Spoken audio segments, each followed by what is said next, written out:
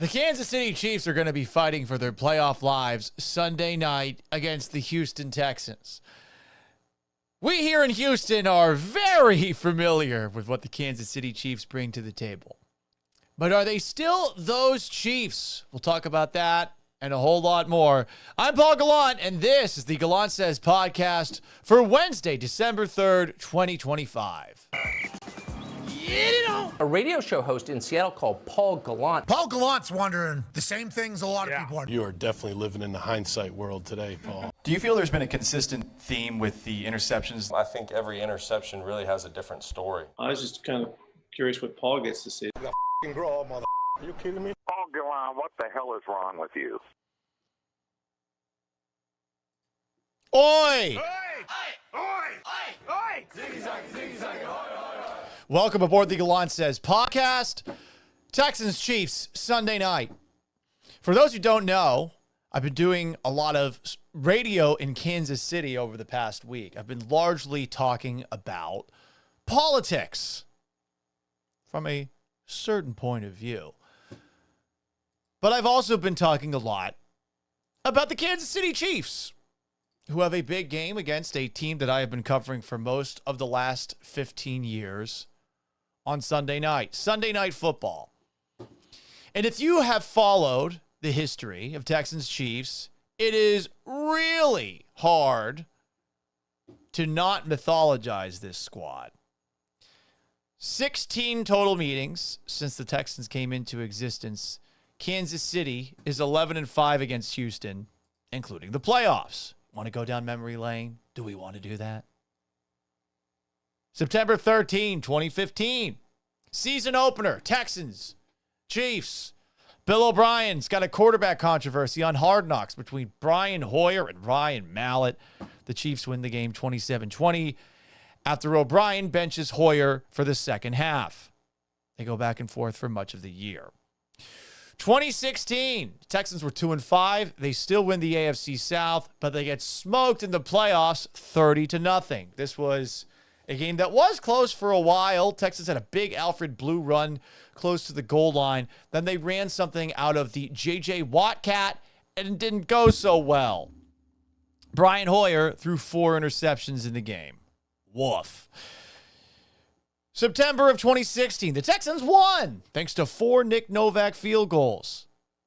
2017, a Sunday Night Football game with Deshaun Watson under center. Texans score a lot, but J.J. Watt and Whitney Merciless suffer season-ending injuries on the first drive of the game for Kansas City. August 31st of 2019, the Texans got Carlos Hyde from the Chiefs for Martinez Rankin. Hyde had a pretty good year and helped the Texans beat the Chiefs in 2019 in what was the best one of the Bill O'Brien era, 31-24, October 13th. But then January 12th of 2020 happens. 51-31. Texans were up 24-0 at one point in that game. 2020. Chiefs beat the Texans 34-20. Do you even remember that game? March 14th of 2022. Justin Reed leaves the Texans after being benched at the end of the year for the Chiefs. December 18th of 2022. Chiefs barely beat the Texans 30-24. Texans stunk that season, obviously. October 23rd of 2024, the Chiefs got DeAndre Hopkins. December 21st of 2024, the Texans lose 27-19 on a Saturday game against the Texans. Tank Dell's knee spontaneously combusts. We have not seen him since. January 18th, the Texans season came to an end with a 23-14 loss to the Chiefs. Some bad calls in the eyes of Texans fans in that game, but they did allow C.J. Stroud to get sacked 8 times. It's been a very one-sided history, and because of that, you're probably looking at the Chiefs in your mind and you're mythologizing them. I am too.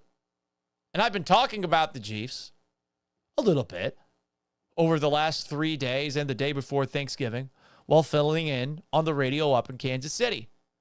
But if you talk to Chiefs fans, they're like, this ain't so hot this year. We're not really feeling ourselves like we have in years past. And, I mean, take a look at where they are in the AFC playoff standings. If the season were to end today, the Chiefs aren't even the first team out.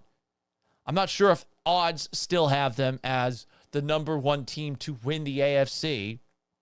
But if you take a look at the AFC playoff standings, the Chiefs are the 10 seed in the AFC. They're just a game ahead of a red-hot Miami Dolphins team. They're back of the Steelers, the Texans, Bills, Colts, and Chargers. And while the Colts could fall out of the playoffs and the Chargers could fall out of the playoffs and everything could work the way it always seems to work for the Chiefs, they'll be in the playoffs, and then next thing you know, they could be in the AFC Championship game. All they got to do is beat a couple of teams that are winning their divisions. And right now, does any AFC division winner look unbeatable? No, not really. Not even my beloved New England Patriots. Although they had a nice game against the Giants on Monday night. Not the Broncos, who were beatable Sunday night against the Commanders. The Jaguars could lose to anybody on any given Sunday. Ravens, Lamar Jackson, who is he? Chargers are missing their starting 2 tackles. The Colts, very mortal with Daniel Jones playing through a broken leg. The Bills, the Texans beat them. By the way, the Bills are a team that was nationally mythologized going up against the Texans on that Thursday night football game. Did anyone pick the Texans to win that game? Did anyone remember what the Texans did to Josh Allen in last year's game between these two teams? Locally, we did not mythologize the Buffalo Bills. I even did an episode taking a look at Buffalo and saying, you shouldn't. This year's Bills team is really just Josh Allen. So what is this year's Chiefs team? Well, Travis Kelce's playing better than he did last year. He also had his home nearly broken into. More on that in a moment. Rashee Rice is back from playing Grand Theft Auto and being a, let's be honest, asshole off the field. He's awesome. He has been fantastic.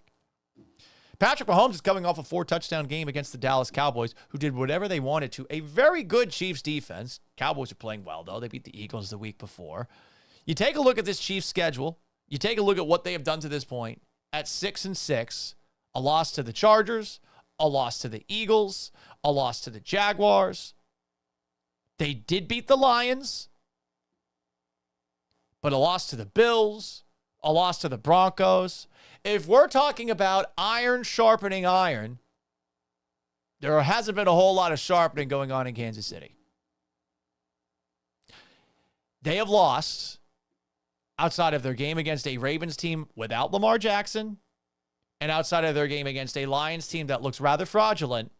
They have lost every single game that they have gone up against a playoff caliber team. Lost to the Chargers, lost to the Eagles, lost to the Jaguars, lost to the Bills, lost to the Broncos, lost to the Cowboys, did beat the Colts if you want to give them credit for that. I don't know how much stock I put into the Indianapolis Colts. So you look at all of that, and it makes you wonder if the Texans actually have a chance to do something that they don't generally do under the lights. Can they take down Kansas City? I would say yes, but I just can't get over the mythologization of the Chiefs that is stuck in my brain and probably will be forever. Even if the Chiefs don't make the playoffs this season, I'd probably think to myself, well, they're going to make it next year. Unless Andy Reid retires, he who talks about tickling tonsils, unless he retires, I feel like Kansas City's just going to be this entity forever, much like I always felt the Patriots would be this. They got Patrick Mahomes, and while Mahomes isn't playing the best he's ever played, you don't want to play against this guy in a big-time game. So taking a look at the Chiefs, I mean, what the fuck are they? Is there a way that we can statistically talk ourselves out of the mythologization? Is that, I might have been butchering this word the whole time. Whatever. You get what I'm trying to say. What the fuck are they? Where does this offense rank? Well, in terms of yards a game, they're 5th. In terms of points a game, they're ahead of you. They rank 9th in points a game. Defensively, how are they doing? Closer to the middle of the pack, but still number 9 when it comes to yards allowed. And when it comes to points per game, they're 7th. This isn't making me feel much better. It's not. Are they getting takeaways? Is that why things aren't going so well as they lose all these one-score games that they've been in? One-score games that they were winning just about all of last year? That might be the difference because they're just +2 in the turnover department. Just 10 takeaways this year. That's not much. That's generally a sign of bad luck. Their 10 takeaways is tied with the Titans, but also the Broncos and the Cowboys. It is tied for the third fewest total in the league in terms of takeaways. Is that the difference? Is that why they're not doing so well this year? Just a really bad luck, a lot of bad luck when it comes to taking the football away? Could be. Can this team throw the football? Of late, they sure have been able to. They're averaging the second most passing yards a game in the league. As far as rushing yards a game, they're back towards the middle of the pack. And maybe that lends itself to the Chiefs not scoring as many touchdowns in the red zone. There's no denying that the Chiefs are a good team. You can't do it. But are they the team of years past? At least from a luck perspective, they are not. But I'll leave that up to you. It's just hard to talk yourself out of the idea that a 6-6 football team, that's the 10 seed in the AFC, is no longer the team that we have seen dominate the AFC year in and year out. Joe Fresh 95 says on YouTube, will be aight. Aight. Define aight. I know that it's the hip and cool way of saying all right, but people ain't using it no mo. People aren't really saying no more anymore. B-Hand-in-1 says it's a must-win for the Chiefs. Yeah, I'm with you. Like Nam Sang says, the Stros didn't make the playoffs, so the Chiefs won't make it. As the day of dynasties done, he believes they will still beat the, and his words, not mine, quote, shitty-ass Texans, as you can see in the comments section over here to the right, somewhere over here if you're watching along on YouTube, on Twitch, on Facebook. X, Akalon says pod. On the TikTok, what do we got? Castro says, the dynasties are dying. The Astros, Chiefs, and Warriors era is coming to an end. The age of men is over. The time of the orc is now. Bad Decision says H-Town, baby, and then throws up the H's. He's like Cal McNair. H. It's football time in Houston, and we're ready to play. What else do we have on the TikTok side of things?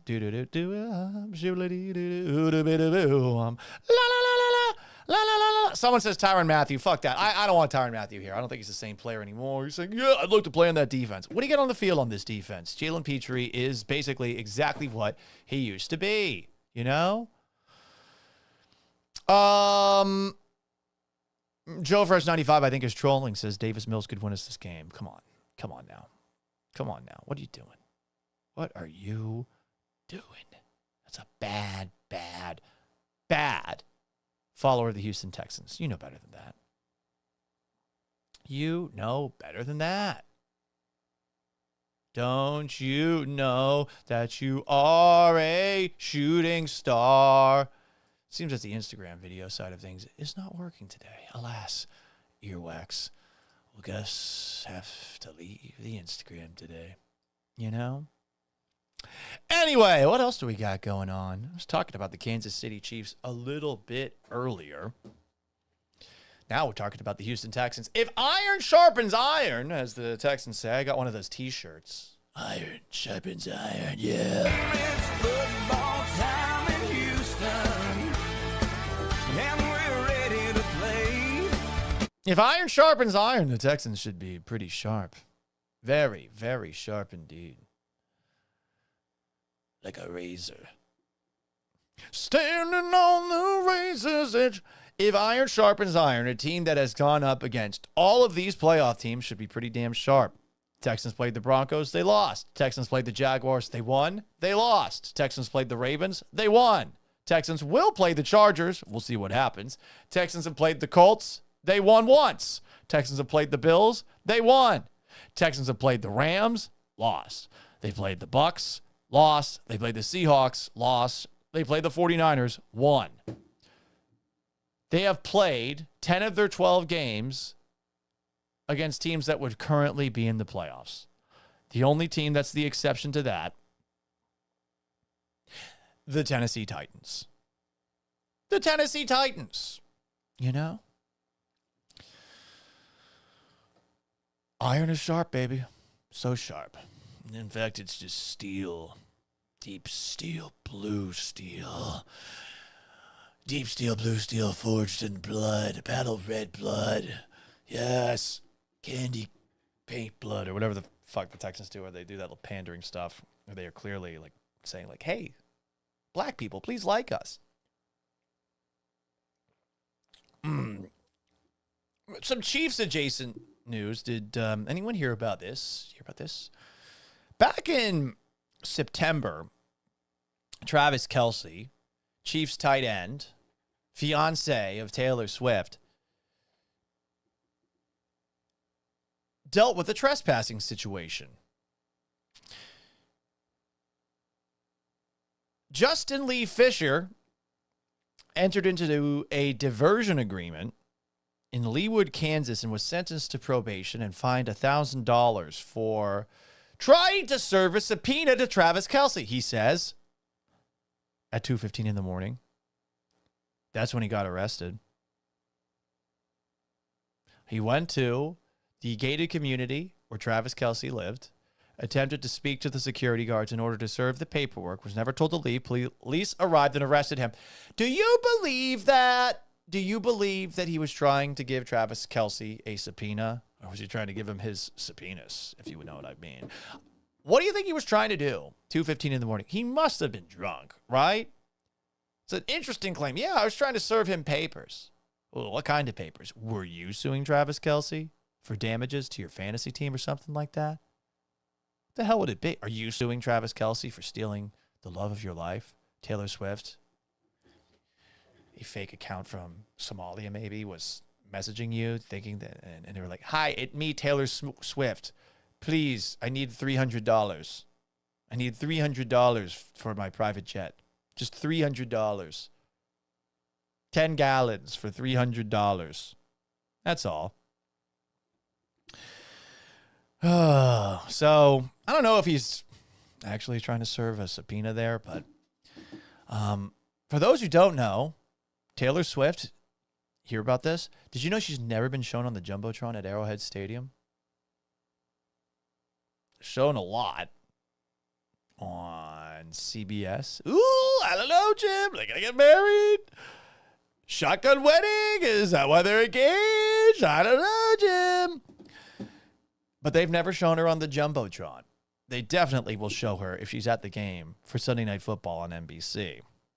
Also, Oxford Dictionary word of the year is parasocial. That's a word that could be used to describe people's obsession, specifically the Swifties, who I believe would successfully storm the Capitol, and their obsession with Taylor Swift, who's never heard of them and has never interacted with any of them. I can't believe you guys are here for my concert, even though I run a basically psychotic cult of women in their 30s who are single. Nothing against them, by the way. Some of my most loyal listeners and watchers are Taylor Swift fans. Some of my most viral posts have been about, get this, they've been about Travis Kelce's ex, Kayla Nicole. Some comments, perhaps this fella, what's his name again? Justin Lee Fisher, who was trying to serve Travis Kelce a subpoena, wanted his tonsils tickled. For those who don't know, you might have missed yesterday's show. Chiefs head coach Andy Reid, I believe, is in on some gag with Chiefs players. This has been laid out in the Chiefs Kingdom documentary series that the Chiefs are going through.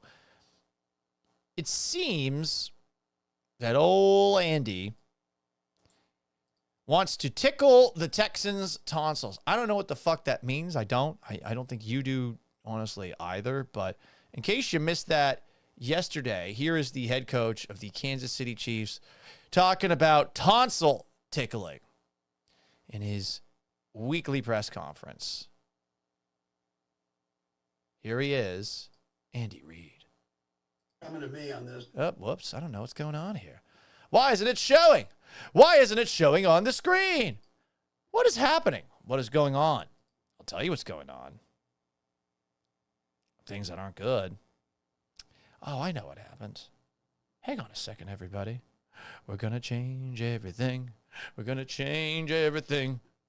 We are going to change things up so that you can see what's going on. Yes, we are. Where the hell is the window capture? Here we go. Look at this. Look at this. Here we go. There's Andy Reid. And let's play the tonsil tickling clip. Matt, I'm telling you, we're going to go after you every game. And, you know, that's how we roll. We're going to try to tickle your tonsils on every play. Try to tickle your tonsils on every play. That's how we roll. We're going to try to tickle your tonsils on every play. One more time, Andy Reid, because that's how you roll, right? You know, that's how we roll.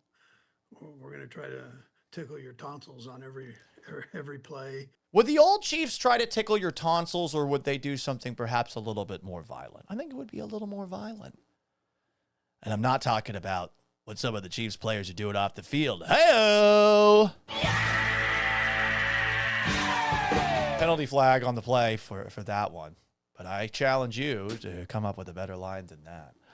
Paul, wow, you got some props on the show now? Yeah, that's right, I do. We're playing bells and stuff. I'm a clown. I'm a carnival barker. More Texans-related news. Everybody, did you see the latest Texans transaction? They waived Laken Tomlinson. My God. The plan this year for fixing the Texans' offensive line, not a great one. You got Laken Tomlinson now waived. You signed him. You're thinking he was going to be your left guard. Now Titus Howard, your right tackle going into the year, is your left guard. You signed Cam Robinson to a 1 year, nearly $15 million deal. I suppose, hey, listen, the contract's not a problem next year, and you've got a low-round draft pick by sending him off to wherever the fuck they sent him off to. But Blake Fisher, a second-round pick from the 2024 NFL draft, is your jumbo tight end, essentially. Juice Scruggs is, again, a backup offensive lineman, while Titus Howard, who's supposed to be your right tackle, is playing left guard again. I guess Ed Ingram's worked out. I guess second-round pick Ariante Ursery's worked out. Jake Andrews, the expatriate. Trent Brown, the expatriate. I guess they've worked out, but the Texans' plan, which they were very confident about going into the year to fix their offensive line, has certainly gone anything but according to plan. Good googly moogly. What a joke, Paul. You did a great job. More from around the National Football League. Are the Indianapolis Colts still crying? They're mad that the NFL rigged the game for the Houston Texans, like the NFL would ever do something like that. This is not exactly a diehard sports town. No offense to all the Texans fans out there. When it comes to our Houston Texans, you don't really give a shit. I'm taking a look at the Twitch specifically, who seems to detest the team as a whole. They don't like him, even if I play this clip all the time. It's football time in Houston, and we're ready to play. But the Colts are still crying about it. And I think the NFL's got to think about a variety of different solutions for that field goal that we're not sure was actually good. The extra point by Kaimi Fairbairn, which made the score 20-13 when it probably should have been 19-13. Why isn't there a wireless camera with a wide-angle lens at the top of each upright? Wouldn't that help? That would help you determine when the ball is passed over the camera. 2, why not install a thin beam atop each upright that would be activated before every kick to create a simulated extension of the apparatus, the field goal. This is Mike's Florio suggestion, which would allow replay review to decide whether the ball passed inside, outside, or through the yellow ray of light. And doink, bumped off the upright. Third, you got Hawkeye cameras that have completely ruined the chain gang situation. I suppose that phrasing is no longer supported. Why not do what a sport called hurling has done? Triangulate the location of the ball in order to determine whether the kick was or wasn't successful if it goes above the upright. And Adam Carolla's been bitching about this for a while. Hey, let's figure out a way to extend the upright. Either literally just making them bigger, or have a laser that goes up so you can determine if a field goal that goes right over the upright is good or isn't. But honestly, I think this is karma for the Colts. After all, this is a team that whined to change the rules after their soft receivers of the mid-2000s on the field, not off. I respect Marvin Harrison's off-the-field game for sure, but they couldn't get off jams in the 2004 playoffs. Peyton Manning shits his pants, throws 4 interceptions, and Bill Polian, who is their GM, who claims that he would never, ever, ever draft a player like the Patriots did with Aaron Hernandez, even though he drafted Ray Caruth while he was with the Carolina Panthers. That guy bitched and moaned, and all of a sudden the 5-yard contact rule has been reintroduced to the National Football League. I suppose it always was in place, but never was enforced, but the Colts cry and cry because they've got a guy in the competition committee, and then all of a sudden it actually gets enforced, and that's what the Colts do. They bitch, they moan. Remember when they bitched and moaned about deflated balls in a game where the Patriots ran for like 200 yards against them and a blowout win in the AFC Championship game, but they got a hold of one football, and since it's 40 degrees outside, the ball is slightly deflated, and they act like, oh, well, the Patriots are clearly deflating their balls. Let's run a witch hunt against them, run by Bob Kravitz, our noted stooge, who I guess is friends with my old co-host Vanessa Richardson. But anyway, let's have this stooge run a absolute witch hunt against Tom Brady because we're all upset that the Patriots keep on winning and we can't keep up with them, and all of a sudden Tom Brady's getting suspended 4 games. The Colts bitch, they moan, and they don't do shit. Unless the Patriots decide, like they did in 2006, to give them the AFC Championship game after being up 21-3. God, it would have been so great if the Colts never won a championship. I saw Jordan Schultz doing some Bobo work for the Colts, much like Stephen Holder did some Bobo work for them. Oh, well, I had the referees call this game fair. Why did they do it? I'm going to ask about the 3 calls that were against my team, but not ask anything about during the pool report where one person from both beats is supposed to ask the referees about what went down in the game. This guy didn't ask about the pass interference call that was on Kalen Bullock that was well out of bounds. It was interference, but it was well out of bounds. It was an uncatchable throw. They didn't ask anything about that play, which helped the Colts tie the football game up. Right? Huh? No question about that. But after the game, Jordan Schultz, whose father stole the team from Seattle and moved them to Oklahoma City, is caping, as you would expect he would, for a team that also was stolen from its town in the middle of the night via Mayflower moving trucks and moved to Indianapolis. Indianapolis does not deserve a football team. It is a shithole. I've never been there, but I mean, it's in the Midwest, and oh, it's so centralized. Great. A city is centralized. What an awesome reason to go to it. Oh, we got a steakhouse, and there's some big fucking shrimp there. Oh, yeah. Oh, shrimp. We're a landlocked fucking state, except for Gary, Indiana, the biggest shithole in the United States. But we got shrimp. We got shrimp. Eat our shrimp. Anyway, what was I talking about? Oh, yeah, fuck the Colts. They're whining about that. In what can only be called blasphemy, the Texans are experiencing some disrespect at the hands of the coach who's leading the 1 seed in the NFC. The 1 seed, everybody. The 1 seed. Ben Johnson. He dropped some blasphemy upon your and upon our beloved Houston Texans. Blasphemy! One more time. Dude from Kingdom of Heaven, I want to hear you again. Blasphemy! Another time. Blasphemy! This is straight up blasphemy. Shut up, ESPN. I do not care about the college football playoff. I don't give a shit. God damn it. Every 5 fucking seconds of getting some post talking about, Lane Kiffin left. Yeah, fuck Lane Kiffin. He sucks, but I don't care anymore. I don't care about the college football playoff until it's official. Show it to me then. I don't care. God. Anyway. Oh, Paul, you're really hyper today. It's like you've had a lot of coffee or something like that. Yes, it has. But Ben Johnson said the Green Bay Packers might have the best defense the Bears have seen all year. And while the Texans have not played the Bears this season, I think that's disrespectful. It's disrespectful for sure. You know, I don't like that. I don't like that kind of thing. That's some blasphemy. Also around the National Football League, the Carolina Panthers are expected to exercise Bryce Young's 5th-year option on his rookie contract. That's fun. Are the Texans going to do that with C.J. Stroud? Yes, they will. Will they give him the big extension this offseason? That remains to be seen. Meanwhile, the Cleveland Browns have opened up the 21-day practice window for Deshaun Watson to theoretically return to the field. I'm very curious to see how the Cleveland Browns and specifically Shedeur Sanders stands handle this. How's it going to go? I don't think it'll go well. Shedeur Sanders fans have shown us one thing. It's that they're not very rational, these people. They're not.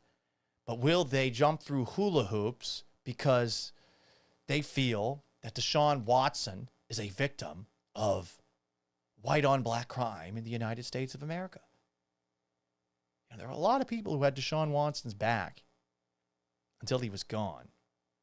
It did feel like at times it might have been the only reason you would defend someone like Deshaun Watson is because you feel like other people who haven't had, 26 allegations against them have been railroaded by the system. Well, Watson seems to have beat the system, and that's what a little thing called money can do for you. Anyway, guys, let's keep on rolling. My cat is playing with the challenge flag underneath me right now. Excuse you, sir. Ma'am, excuse you. What else is going on around the National Football League? Remember when Azeez Al-Shaair was accused of assassinating Trevor Lawrence? Well, there's less anger about the hit that Christian Ellis, Patriots linebacker, put on Jackson Dart on the sideline in Monday Night Football than there was for Azeez Al-Shaair's hit on Trevor Lawrence last season. Here is Patriots linebacker Christian Ellis explaining his modus operandi when he saw Jackson Dart running towards the sideline Monday night.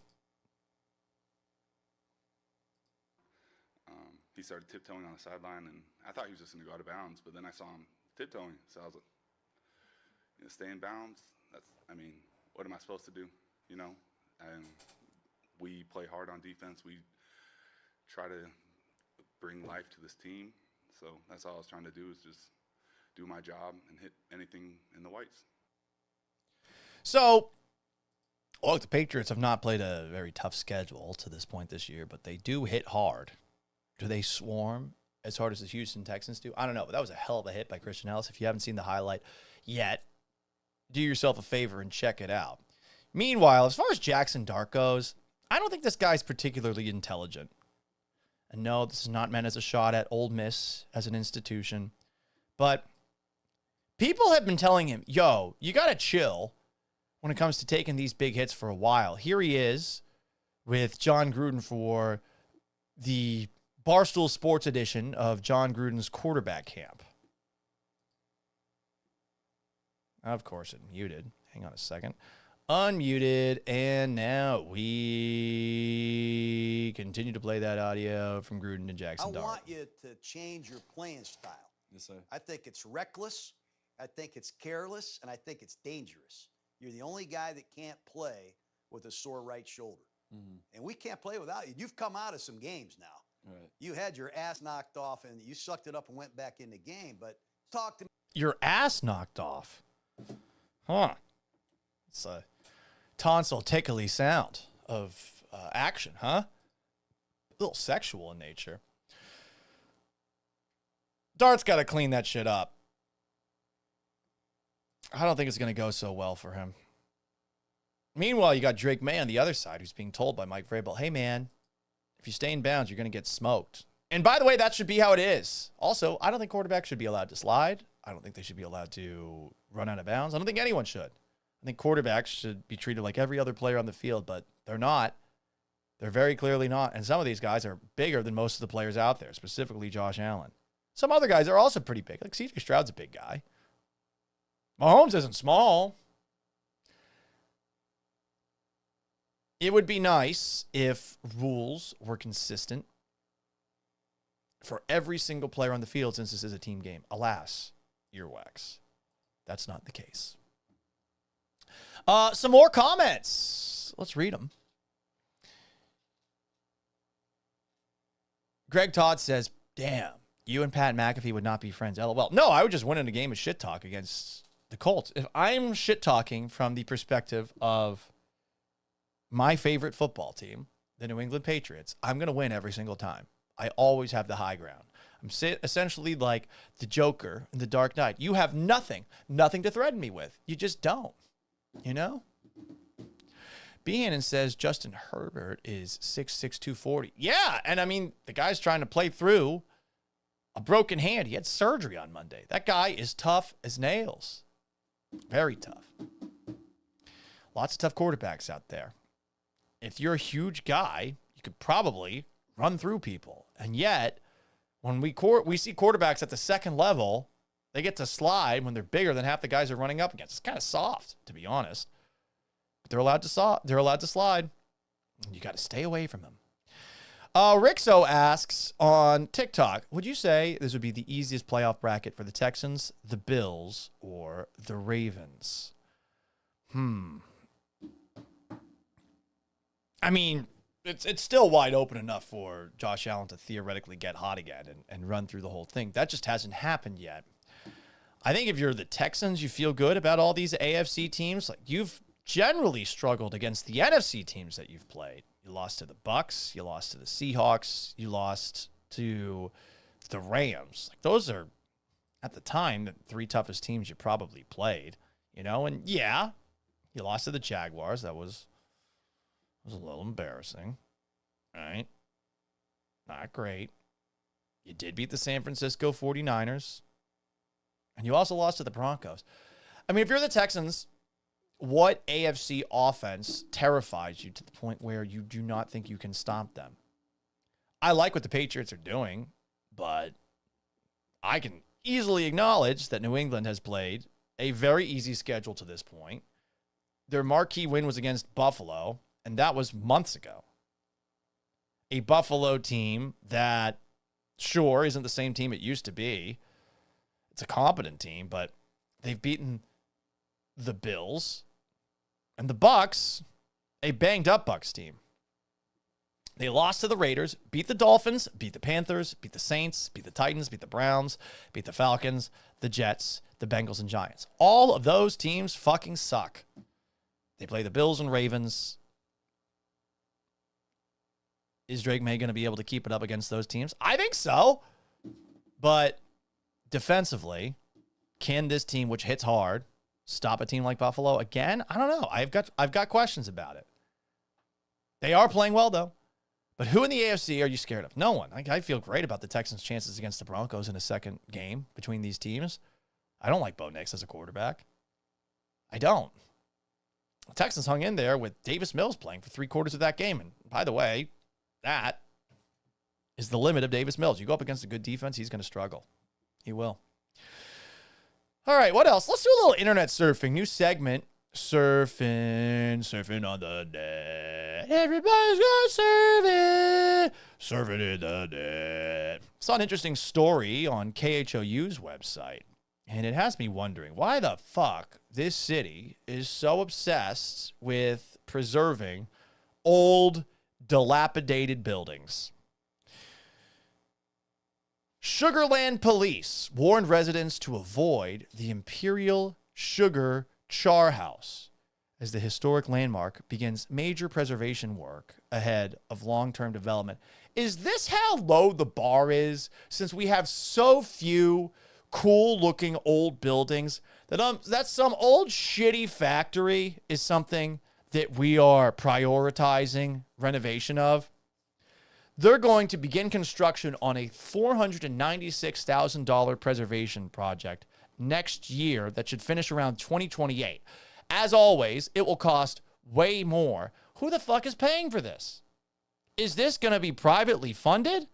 Because it's the Sugar Land City Council approving a $496,000 design services agreement with Urbano Architects to improve the roof, the window, and the structure to keep the building standing as it transitions towards future reuse. What the fuck is transitioning towards future reuse? At some point, we might use it. Haven't we been saying about that fucking shithole Astrodome for a while? Fuck your memories with the Astrodome. That thing should have been knocked down, but we had some people, former Harris County Judge Ed Emmett, who's since been replaced by Alina Hidalgo, who are obsessed with turning this thing into a historical landmark. And this historical landmark, what's it being used for? Oh, it's just an eyesore in the wine garden when I go to the rodeo. You're never going to go in that shithole again. No one's ever going to use it. People don't want to do events that are downtown, and they don't want to do events that are by NRG Stadium, which sucks. That part of town sucks. But let's keep a fucking old, abandoned sugar factory renovated. What are we doing? Why do we waste money on stupid shit like this? Why do we waste money on that stupid fucking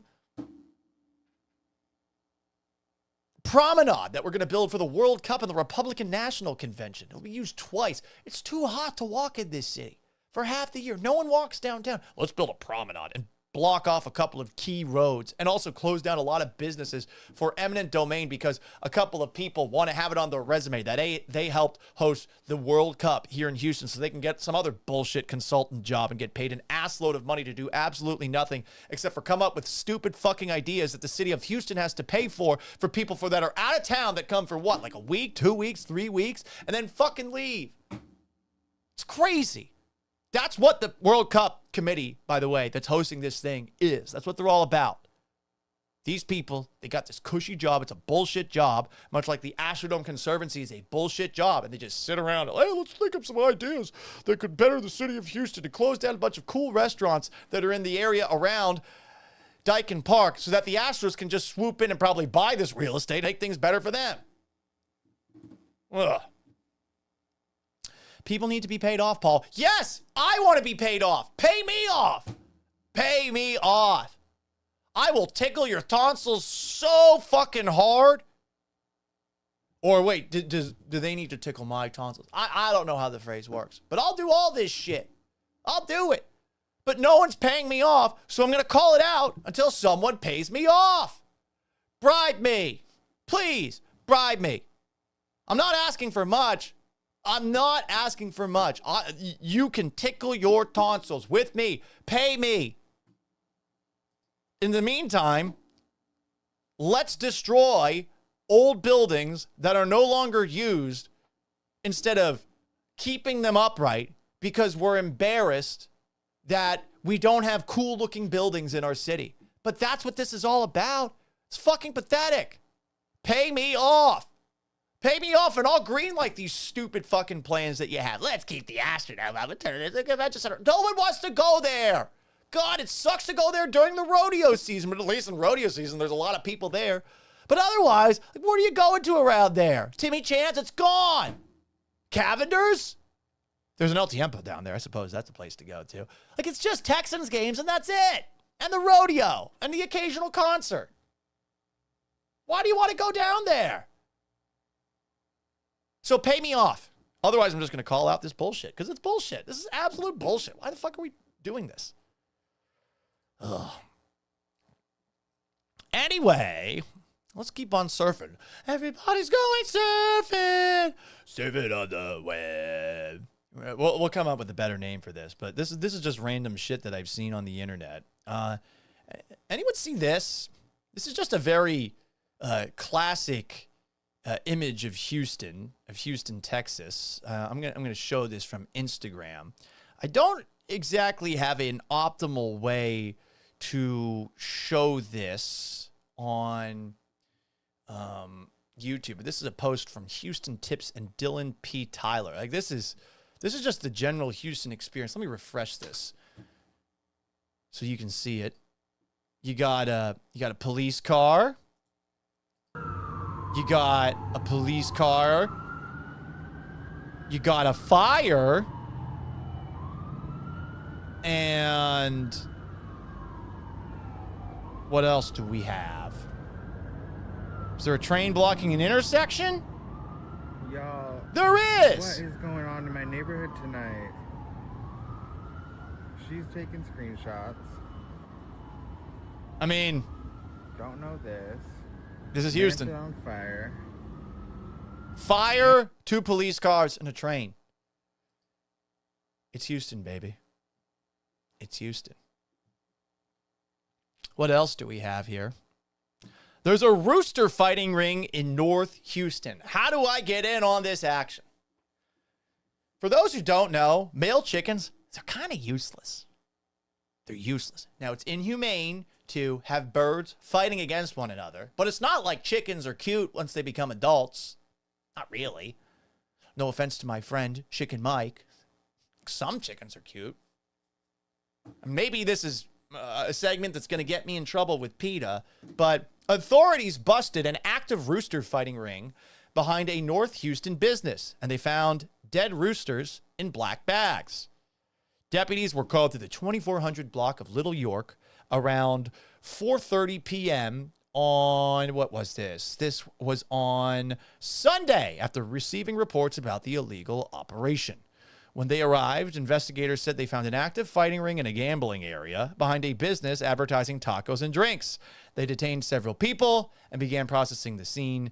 Several dead roosters were discovered inside black bags on the property. Living roosters were also found in a mobile home. 60 animals were seized in total. Deputies also located a fighting ring where the matches involving the birds likely took place. Metal spurs and other items believed to be cockfighting paraphernalia were recovered. Detectives with the Harris County the HCSO Animal Cruelty Unit responded to the scene. It's not clear how many people were tied to the operation or what charges they may face. Those who attended the fight were issued Class C misdemeanors. It's a Class C misdemeanor to attend the fight? I don't know much about chickens, but what I do know is this. Male chickens are essentially useless outside of for fucking. Unless you live on a farm and you want a rooster to wake you up every single morning. But who really wants that? That seems annoying. That's all they do. They just fuck. You know, the chickens lay their eggs.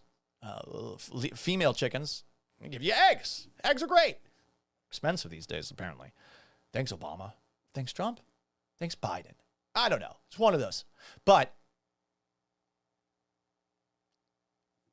I mean, what are you going to do with these male roosters otherwise? Do people eat rooster meat? I feel like it's always chicken. It's chicken breasts. It's one of those situations like the reverse of China where the males, they don't really want them anymore. Once the male's born, well, that's kind of it. They're kind of useless. So, I'm not saying that having them in a fighting to the death league is the way they should be used going forward. But what I am saying is, and this is a thought, what I am saying is they could be used for worse reasons. Pay me off and I'll speak out against this, but like, I'm looking for a job. I'd be a commentator for this. Although I'd probably feel bad. I'd probably feel bad for the chickens killing each other. Speaking of birds, did you know that in Cinco Ranch, there's ducks being killed?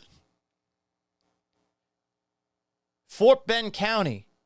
Residents in Cinco Ranch reached out to ABC 13, upset by what's being done to control the area's duck population. Officials with the municipal utility district in charge of the neighborhood's infrastructure confirm that pellet guns are being used to kill the ducks. Muscovy ducks are larger than other ducks, distinctive orange or red bumps on their faces, and they are classified as invasive species, which means that homeowners, HOAs, and other districts are allowed to remove and destroy the ducks. You're not allowed to relocate them to other locations due to federal law. So people are using pellet guns, nets, and poles to kill the ducks because they damage wildlife and vegetation. Residents don't like it, though, because apparently they're getting killed near a walking trail and near a playground. A resident says they're from Mexico, but I guess they're not reading the border signs. Here's what I want to know. I want the ducks. I want to eat the ducks. Ducks are tasty. They're eating the cats. They're eating the ducks. Well, I want to eat the ducks. Can I have some of these Cinco Ranch ducks? If I go there and if I pick up the duck that I kill with the pellet gun, am I allowed to bring it home and eat it? Are these edible? Are these edible? That's what I want to know. I would like to eat duck. And if it involves me killing them to get it, so be it. Probably be cheaper. You know, the economy's crazy these days. Am I allowed to go to Cinco Ranch and hunt ducks and eat them? Why not? Maybe I could go to South Texas, to Corpus Christi. And I could go after javelinas. Invasive feral hogs, writes the Cron, are turning up more across Texas as temperatures drop. But so are their native lookalikes. Javelinas have been spotted wandering residential areas and businesses near South Texas, with residents sharing photos.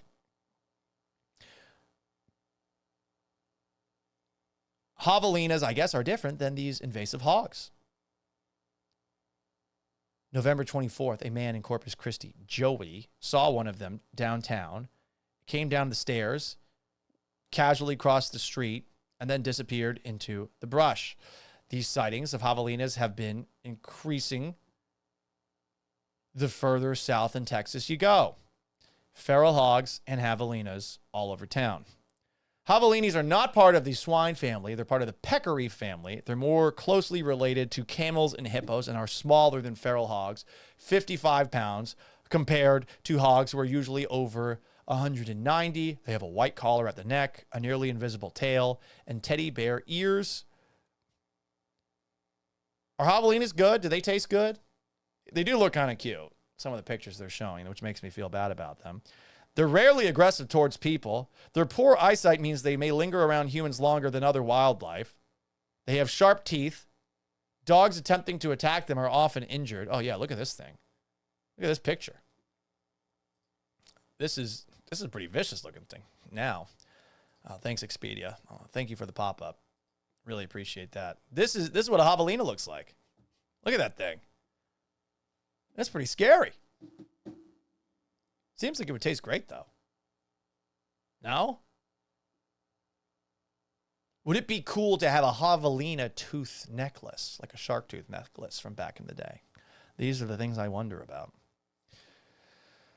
What else do we have? Ooh, this is a little bit scary.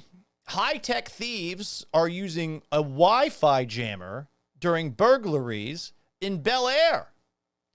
Surveillance video from a Bel Air backyard over the weekend captured a troubling new tactic used by burglars to avoid detection. 3 suspects approached a security camera holding up a backpack, which the Bel Air Police Department said likely contained a Wi-Fi jammer device. The jammer distorted the video feed, turning what could have been clear footage into fuzzy images of little use for identifying the suspects. It's called a packet disruption, and you can build this for about $60 or less and assemble it in under 30 minutes. God damn! It works by pointing it at the camera, which causes data interference that disrupts the video feed. And it makes the image blur along the track that the person is walking. It's data that ends up being missed in the transmission. This has been happening in Los Angeles as well. I guess if you update the firmware and hardware of your Wi-Fi cameras, this can help. But I don't know, like if you're using Ring or one of those other subscription services, is that not possible? People recommend using cameras with a SD card recording backup or hardwired surveillance systems. One of the biggest mistakes I made, and I've replaced it since, is getting Ring. You know, you think, oh yeah, Ring, but it's like subscription-based like everything fucking is. And while it can detect some things, it doesn't detect everything. Doesn't detect everything. You know? Which sucks. and you got to pay a subscription for it. And now it can be disrupted by packets. Largo says those must be the criminals who are jamming the 97.5 signal. Hey, be nice. Be nice to them. They're trying their best. They got hacked that one time. I didn't hear what was said when it got hacked, but it did get hacked. One last story. This is the Enough Internet for the Day video of the day. If this is another push notification for the college football playoff. Oh my God, signing day special. Fuck off. I don't care.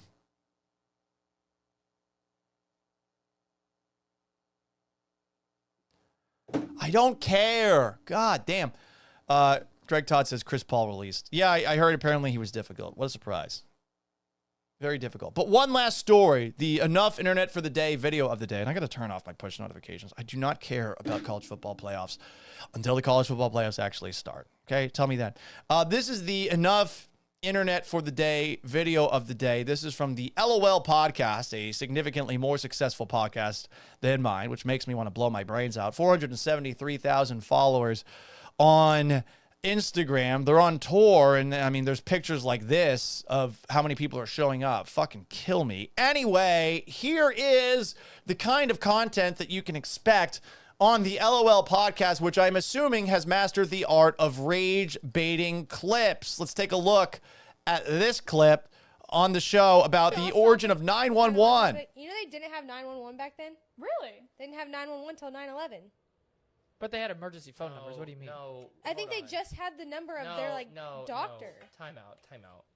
What do you? They definitely had 911 before. No. 911 Is was from 9/11. Is in like memorial or whatever from 9/11. No. Yes. I don't know who they called in like the 90s, but in the 30s, I'm pretty sure they just called their local doctor. No, you called. There was an emergency phone number. When was like 911 the local made? police station? I'm really No, y'all shocked. tripping. What number did you use to call the police before 911? 911 was first used in 1968 No way. when a call was put. Yeah. What? And then When was 9/11 911 just so officially happened to called happen on 911? 9/11? That's insane. It is kind of crazy. 911 and 911. I wonder if Number 9. Off topic. That podcast is crushing it. Crushing it. Meanwhile, I'm trying to figure out how to get advertising for mine. Should I do that? Or should I talk more about how I will allow you to tickle my tonsil for money? You just have to pay me off. Fuck. I'm going to have to be an OnlyFans star soon, aren't I? Ugh. But anyway, who's that? Is someone knocking on the door right now? Is the man retarded? Let me apologize for using that word. Oh. I have my first cousin. We just put him to. He died a few months ago. Chris Broussard, calm down, man. You can't say that word. Only a couple of people can say that word, like the President of the United States, and get away with it. Or Tucker Carlson, who said another word. We'll talk about that tomorrow on the show. But we hope that you enjoyed today's edition of the Gallant Says podcast, which this week, it seems like tomorrow it'll air at noon. I think I'm going to be filling in at least one more day on the radio in Kansas City. But if you want to tune into that, KCMO, 6 to 10 a.m., listen live to them. On YouTube, like this video and subscribe at Paul Gallant. I'm also on Twitch. Give me a follow, but I'd appreciate a sub at Gallant Says. X, Twitter, at Gallant Says Pod. Give me a follow. Instagram, at Sports Gallant. Give me a follow. TikTok, at Gallant Says. Give me a follow. Facebook, at Paul Gallant Sports. Like my page. This podcast is also available in podcast form, Apple Podcasts, and on Spotify. My live has just been flagged on TikTok for hate speech and hateful behaviors. How? Because Chris Broussard said that word? That's not fair. God, why is TikTok so soft? Until tomorrow, probably at noon Central Time. So long, farewell. Farewell and adieu to you fair Spanish ladies. Farewell and adieu, you ladies of Spain. And have yourselves a